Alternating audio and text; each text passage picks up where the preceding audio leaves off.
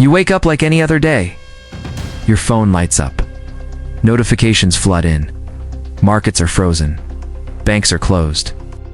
ATMs show error messages. Governments issue emergency statements, conflicting ones. A single phrase spreads across every screen on Earth. Global sovereign debt default confirmed. In one night, the foundation of modern civilization cracks.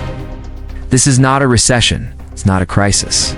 This is something humanity has never faced before. Debt is invisible. You don't see it in the streets. You don't hear it in conversations. But it runs everything. Governments borrow to function. Banks borrow to lend. Corporations borrow to grow.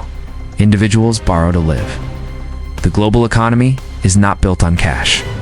It is built on promises and tomorrow. Every major promise is broken. This is not one country collapsing, not Argentina, not Greece, not a single financial crisis.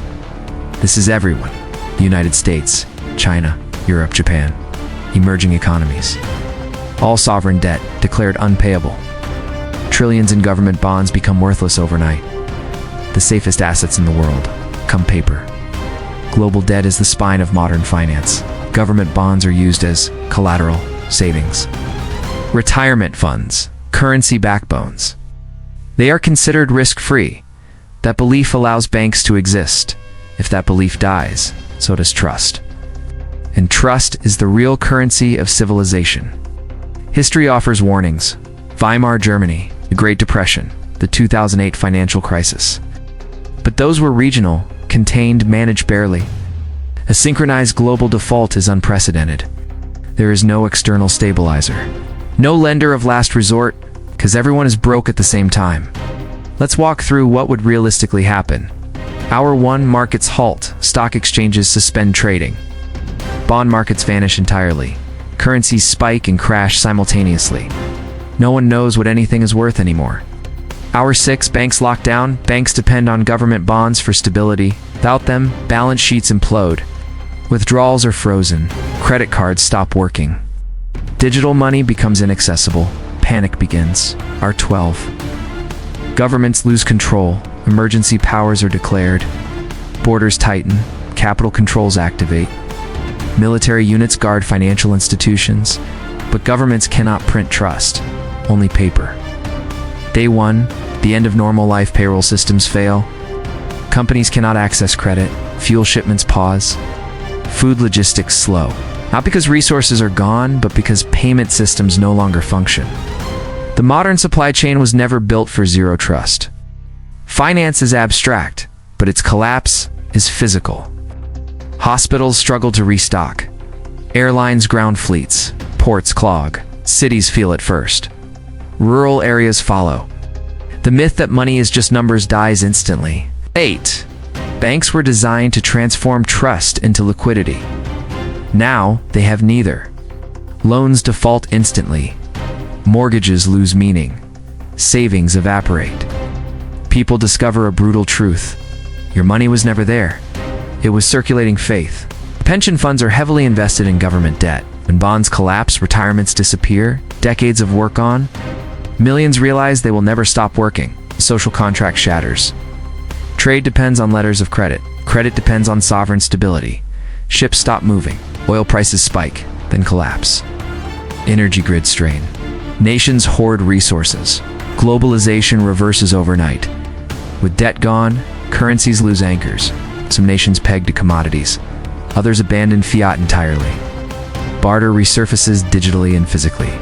Crypto surges, then fractures. No system is trusted universally.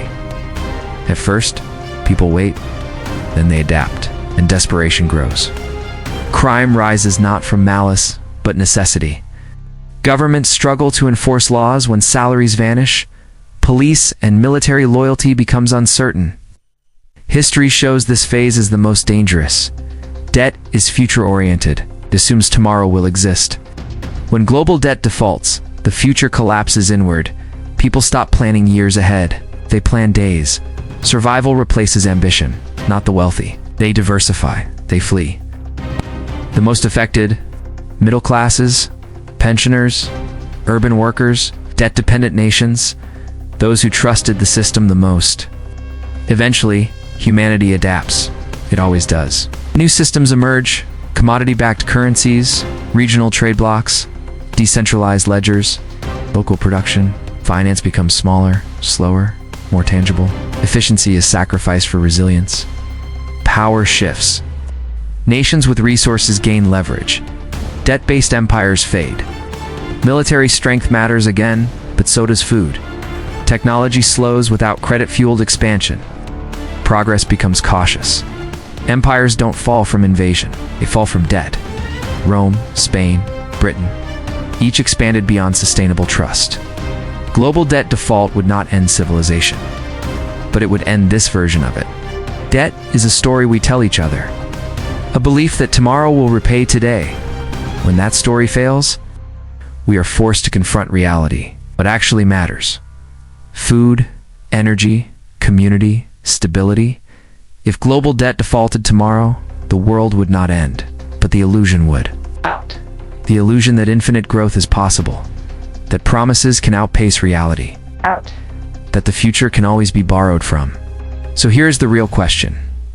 If our entire civilization depends on debt, what happens when humanity finally decides to stop believing?